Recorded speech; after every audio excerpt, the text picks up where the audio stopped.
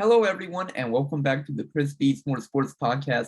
I really never do two podcast episodes in one day, but earlier today I posted that Avery Skinner interview. But now I'm actually going to do an actual podcast talking about some UK basketball news, and of course we'll talk about a little bit with the NFL draft and everything. And I do need a haircut as well, so I'll probably do that this weekend. But big news happened today. Jay Lucas announced that he will be going to Duke and accepting an assistant coaching spot there. This is a big loss for UK because during his time at UK, Jay Lucas recruited Cason Wallace, Shaden Sharp, and also Damian Collins. And then he also got the transfer Xavier Wheeler to come here. So this is a huge loss because the players I just named, they were three top 15 signings. And then also Xavier Wheeler was the SEC assist leader. So losing him is going to be really big. Hopefully we can bring somebody else to replace him as a top assistant because we've had a lot of great assistant coaches over the years. I mean, we have had Kenny Payne. He left to go to the Knicks to be an assistant coach. Now he's back at Louisville. We had Orlando Antigua, and now he's back on the staff. Excited about that. Ross Strickland. I mean, UK, they have had a lot of great assistant coaches over the years, and hopefully UK can find an assistant coach to replace Jay Lucas. I think they will. I think Jay Lucas left just because he was number 3 on the coaching list on the staff. So of course you had probably Orlando Antigua as number 1, and then Chen Coleman as 2, and then Jay Lucas as 3 on the coaching staff. And then of course you have the off-campus coaching with what's his name, Flint. Can't think of his name right now. Drawing a blank. I don't know why. Bruiser Flint. There we go. I remember his name. I remembered his name, of course, but of course you'll always have 3, 3 coaches always on, and then 3 coaches off, helping out. So I think this is a big loss for UK. Like I said, hopefully they can find somebody to replace him. I'm going to bring up about what Cason Wallace's father said about this whole situation. Jack Pilgrim of KSR reached out to Cason Wallace's father to ask about Jay Lucas departing to Duke, and apparently it has no impact on what Cason Wallace will do. Here's what his dad said. He said, "We are good. He's great. He's not going anywhere. We are locked in because, like I said, Jay Lucas recruited Cason Wallace. He also recruited Shaden Sharp here, and Shaden Sharp is probably going to the NBA draft, in my opinion. Hopefully he doesn't, and he'll come back to UK. We'll see. And then Damian Collins. So I'm hoping we don't lose any of these players I just named because Cason Wallace, even though he has signed his letter of intent, he could actually, leave. He could play for his hometown state with Texas, University of Texas, or he could follow, Jay Lucas to Duke. Hopefully that doesn't happen. Shaden Sharp, the worst case scenario for Shaden Sharp is he will return to college but then transfer to Duke. That would be the worst case scenario for UK fans because I would be fine with him going to the NBA draft as long as he would not return back to college and then transfer to Duke. That would be terrible. And then for Damian Collins, he's from Texas too.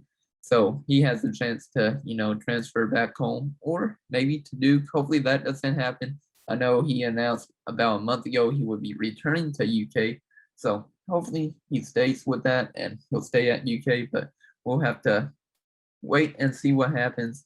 And as I mentioned earlier, Jay Lucas was the 3rd option at UK on the coaching staff, and he was only making $300K on the staff, which is not a lot. So hopefully he's getting paid better, at Duke, and probably he's got a promotion at Duke as well. And everybody who's calling him a snake, even though yes, he went to Duke, a big rivalry school, I don't think it's really him being a snake. If there's a way to advance your career and make more money, would you do it? Probably you would. And I don't blame Jay Lucas on leaving to go to Duke. I wish he didn't go to Duke. I wish it could have been any other school other than Duke, Louisville, and Tennessee. If he went to UNC or back to, Texas or UCLA, I would be perfectly fine with that. But with him going to Duke, it kind of burns. But I don't think he was being a snake. I think he's doing what's best for him and his family. And if he's getting paid more and he's got a promotion, congrats on him. Uh, Here's what Coach Cal had to say about the whole Jay Lucas stuff with him leaving to go to Duke. He said this yesterday. Jay informed me he was taking a promotion at another school. I asked where, and he told me Duke. He expected me to be mad. I support what he thinks is best for his family. He's been loyal, terrific on the road, and great for our players. And I want what's best for him, so I'm good with it. I am not surprised that there was interest in Jay because there's always interest in our staff. This year, all of our assistants have been approached about other opportunities. When you have a great staff, that's what happens. End quote. And I hope, like I said, Jay Lucas enjoys his time at Duke, and hopefully one day he becomes a head coach wherever he does end up at later on in his career. I think he's a great assistant coach. I think he's a great person as well, even though I've never, talked to him or met him before. Um, I wish him nothing but the best though going forward with his future. So now I'm going to talk about who I would hire as an assistant coach, possibly to replace, Jay Lucas. My top options would be Jarrett Howard. It would also be Derek Anderson, Rajon Rondo, and Tyler Eulis. And the three other people I've mentioned, they all played at UK. So I wouldn't mind having, a UK connection to join the staff, but they have never been able to, recruit. The only person that's been ever a recruiter, as an assistant is Jarrett Howard. And I really like Jarrett Howard. It would probably cost a lot to get him. I don't know how much he makes currently at the University of Texas, but during his time at Kansas, he was able to recruit Jalen Wilson and David McCormick, who played great this past year.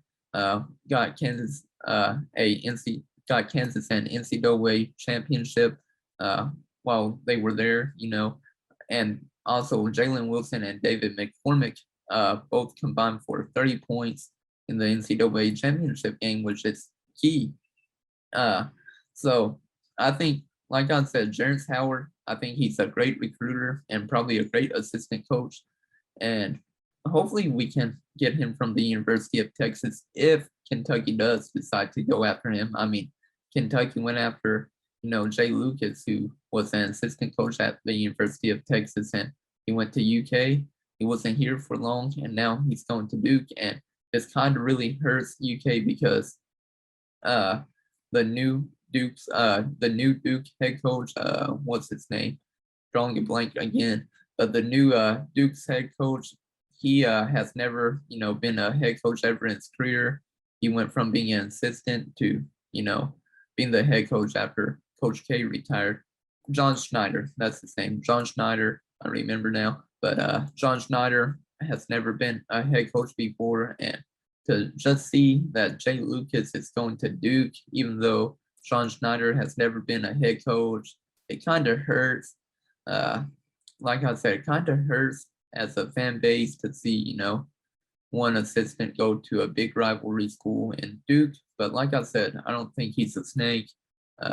He's definitely worked hard throughout his coaching career, being an assistant so far at Texas and then UK and now going to Duke. And I wish him nothing but the best. And like I said, it kind of hurts a little bit, but my other options are, like I said, Derek Anderson, Rajon Rondo, and Tyler Eulis. They all played at UK. Derek Anderson actually said a month or 2 months ago that he wouldn't mind helping out UK to win titles again.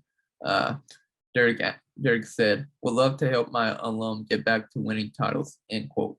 And I wouldn't mind having Derek Anderson on the staff, even though he's never recruited before. I think he would be a great assistant coach. I mean, he played at UK, played in the NBA. I think he would be very friendly to recruits or players currently on UK. So that would be an interesting hire. Rajon Rondo is if he with Rajon Rondo is if he decides to retire from the NBA. He's currently 36 years old.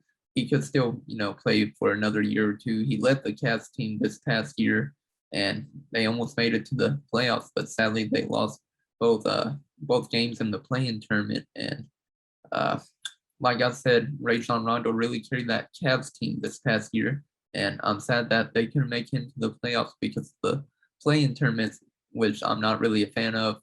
That's a whole different topic for another day. But that those are my opinions.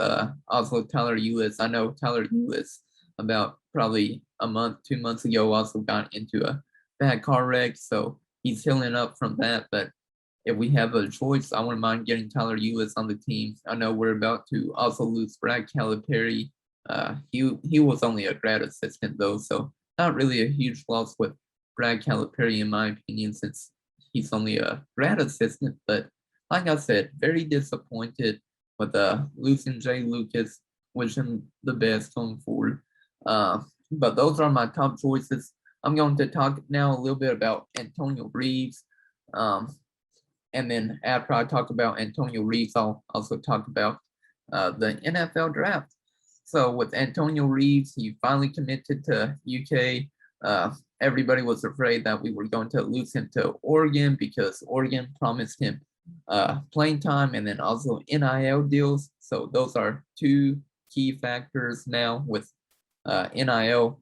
I definitely think UK will have to definitely figure out ways or assistant coaches or some ways for the coaches to be able to revamp and talk about NIL, because NIL is now key. That's endorsement money basically for the players. So UK needs to figure out a way to be able to talk about NIL ways for players to make money, because that's a key recruiting talk now. NIL money, NIL deals. So UK has to figure that out with that. But like I said, I'm happy Antonio Reeves is coming to Kentucky. He was a 20 points per game scorer at Illinois State, so he's definitely a great scorer. Can definitely knock down the three ball if we need him to. So I think he'll be great to replace probably Kellen Grady, I would say, or Ty Washington, but one of those two players.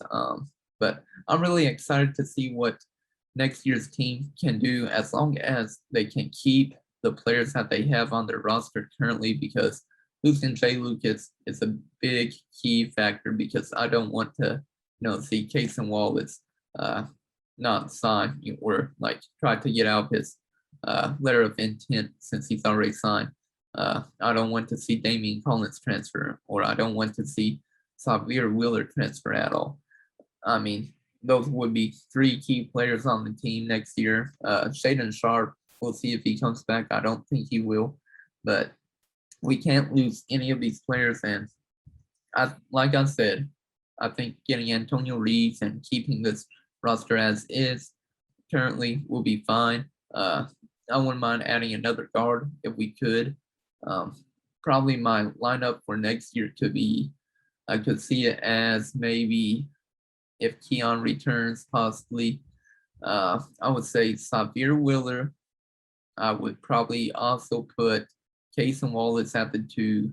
Maybe Casey Wallace at the 2. 3 would probably be, I would probably put at the 3 Chris Livingston. The 4 if Keon Brooks Jr. returns. If not, then Jacob Toppin and then Oscar Tshiebwe. It'll be interesting to see how the starting 5 will roll out next year. Like I said, that's my too early to tell starting lineup, but I think Xavier, Casey Wallace, and then Chris Livingston, Keon Brooks, or Jacob Toppin, just depends on who returns, and then Oscar Tshiebwe, and then off the bench you could have Antonio Reeves, or you could put Antonio Reeves into the 2. So those are my predictions. Like I said, happy to get Antonio Reeves on the roster. I can't wait to see what he can do. And then finally, the last thing that I'm going to talk about tonight is the NFL draft. The NFL draft is about to start in actually 10 more minutes. It's disappointing to see that no UK football players got drafted in the first round, but I didn't think they would. I thought the earliest I could see, a player going would be third or fourth round. So I doubt we'll see any player get drafted tonight. I could see Wandale Robinson getting drafted in the third round, late third round for sure. If not, he'll be probably an early to mid fourth rounder, along with Josh Pascal. I think will get drafted in the fourth or fifth round. I say we'll have a lot of players getting drafted though, not tonight, but definitely tomorrow to end the NFL draft. As tonight is the second, third round, and then Saturday is the fourth through the second round. So we'll see where our players land. Currently, right now, you can't see my shirt now. You can, but it says if I don't go number one, I don't know who does. That was Josh Allen's quote. Man, I miss this t-shirt company. It was called Trouble Tees. They recently closed down, so I'm going to definitely miss their company. I bought a few shirts from them, but sad to see them go. But definitely like this shirt. I wish all the players currently right now the best of luck getting drafted the next 2 days. Like I said, I think we'll probably see 4 or 5, maybe 6 players get drafted for the UK. Not probably tonight, but of course, tomorrow. So I wish him the best of luck. Which, like I said, the two biggest players I'm very happy for, is Wandale Robinson because he's from Kentucky, and then Josh Pascal, who overcame a lot while he was at UK uh, with having cancer. So, like I said, I wish the players the best of luck, and I can't wait to see where they end up in the draft or even getting signed if they don't get drafted. But that's the end of my podcast. I know I rambled a lot about Jay Lucas leaving, but it's a big blow for UK, and I wish we could have him. And sadly, we lost him to Duke, and I wish him nothing but the best. But that's the end of the podcast. Like I said, I don't really usually post 2 podcast episodes a day, but like I said earlier, I posted the Avery Skinner interview, and then now talking about Jay Lucas leaving. So those are my comments and thoughts. Leave your comments down below if you're watching this on YouTube. Say what do you think about Jay Lucas leaving. But that's all the time I have today. Thank you all for watching for the Chris Beats More Sports podcast. I appreciate it.